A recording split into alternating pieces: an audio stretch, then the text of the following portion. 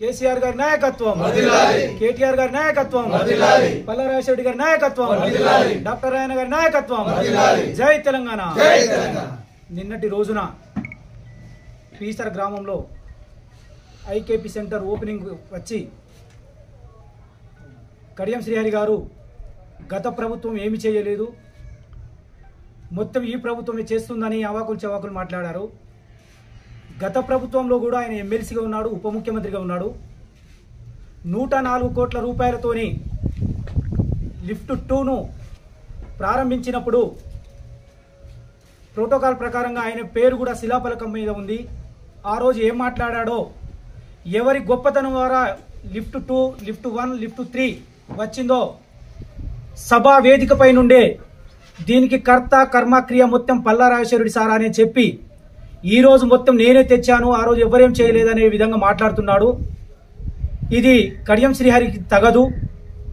కడియం శ్రీహరి గారికి ఆయన గెలుపు కోసం అహర్నిశలు కృషి చేసినటువంటి పల్లా రాజశేఖర్ గారు, డాక్టర్ రాజన్న గారు కనుక లేనట్లయితే ఈరోజు ఎమ్మెల్యేగా కూడా ఉండేటటువంటి వ్యక్తి కాదు.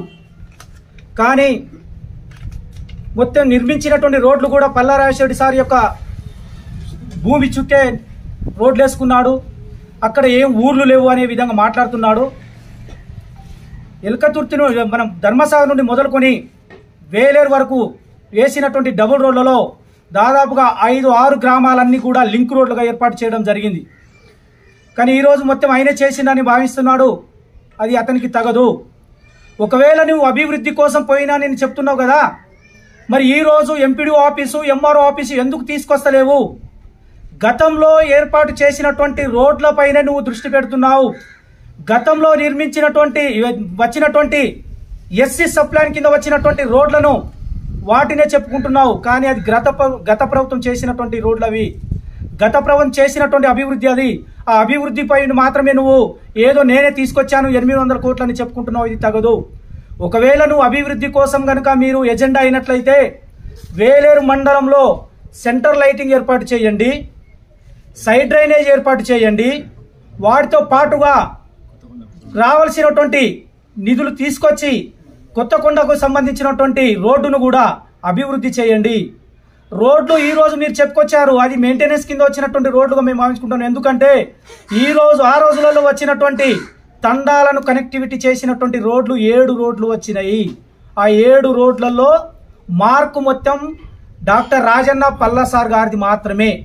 ఇప్పటికీ ఒకవేళ మీకు ఎవిడెన్స్ ఏమైనా కావాలంటే Palla Rajasekhar sir letter pad మీద ఇచ్చినటువంటి అవి కూడా మా దగ్గర ప్రొసీడింగ్ కాపీతో సహా ఉన్నాయి. ఒకటి గోరిలగడ్డ నుండి కమ్మరిపేట తండా, చింతల తండ నుండి కొత్తకొండ, పీసర సమ్మక్కల నుండి లోక్యతండ, పీసర స్కూల్ పక్క నుండి కట్ట మీదకి వెళ్ళి మళ్ళీ లోక్యతండ, మళ్ళీ చర్చి స్కూల్ నుండి వేపలగడ్డ తండ, లక్ష్మీ తండ నుండి గోలకృష్ణంపల్లి, మళ్ళీ ఎంఆర్ఓ ఆఫీస్ నుండి బంగ్లాపల్లికి ఈ వచ్చినటువంటి రోడ్లన్నీ కూడా పల్లా రాజశేఖర్ సారు డాక్టర్ రాజన్న గారు ఇచ్చిందే.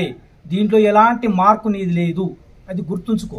కానీ ఏదో ఒకటి చెప్పి నేను ఏదో హైలైట్ కావాలనుకుంటే డాక్టర్ రాజన్నకు పల్లా రాజశేఖర్ సార్కు కనుక నువ్వు విమర్శించినట్లయితే ఆకాశం మీద ఉమ్మేసినట్లే.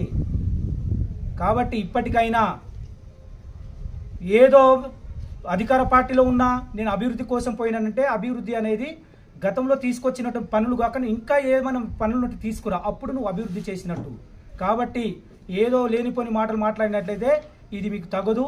ఇది కనీసం మాతోని మీరు విమర్శన చేసుకుంటున్నారంటే ఇక మీరు ఏ స్థాయిలో దిగజారుతున్నారో ఇప్పటికీ జనాలకు అందరికీ అర్థమవుతుంది. జనాలు కూడా నిన్ను చీకొడుతున్నారు. నిజమైనటువంటి కాంగ్రెస్ కార్యకర్తలు కూడా నిన్ను చీకొడుతున్నారు. నెక్స్ట్ రాబోయేటటువంటి రోజులలో మీకు రాజకీయ సమాధి చేయటానికి అందరూ కూడా కంకణ బద్దులై పాల్గొంటారు. అప్పుడు మీ యొక్క రాజకీయ సమాధి అనేది పూర్తి అవుతుంది.